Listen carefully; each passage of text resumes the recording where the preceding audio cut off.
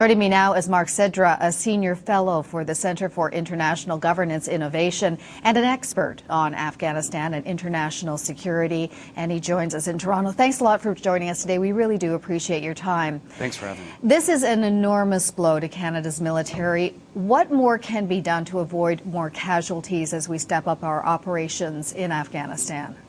Well, I think that there has to be a refocusing of the strategy in Afghanistan, the broader military and political strategy. The key to winning at counterinsurgencies, if you look at history, is to secure the population, to win the hearts and minds of the population. That means focusing security support on creating safe havens where accelerated development can take place. It also means starting to reach out to insurgent groups and begin a political process. Why are IEDs still such a favored method of attack, and what further steps can be taken to stop them? Well, frankly, it's just very little you can do to defend against IEDs, with the exception of transporting troops by air, by helicopter, and by plane.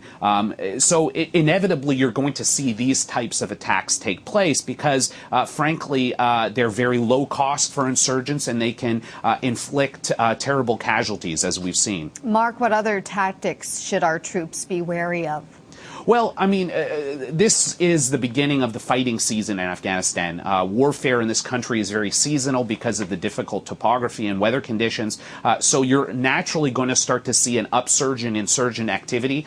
There's also reports indicate that various Pakistani Taliban groups who have been fighting the Pakistani military have agreed at the behest of Mullah Omar, the leader of the Afghan Taliban, to start to focus on Afghanistan and to focus on NATO and U.S. troops. So this is disturbing for the upcoming fighting season this spring, and so I think that's why we're seeing increased tempo of operations from NATO as they're trying to disrupt these operations before they even begin.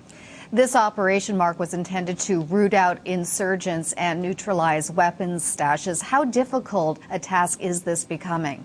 Well, Afghanistan is just filled with weapons caches throughout the country. You can imagine that after 3 decades of war, there's no shortage of explosive materials and weapons littering the country. So it's very difficult to locate and target all of these caches.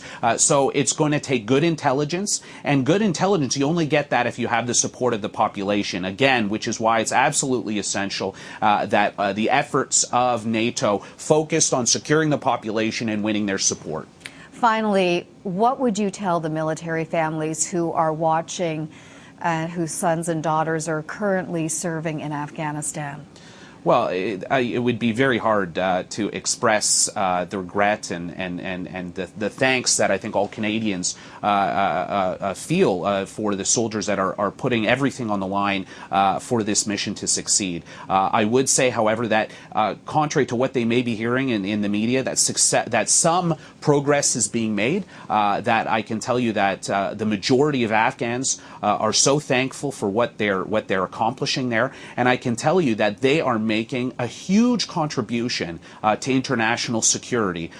This mission is in Canada's interest, and it will do a great deal to secure Canada in the future. So their accomplishments will not be in vain, and they'll be remembered. Well, I'm sure that will serve as some comfort. Thank you very much, Mark. We appreciate your time today. Thank you.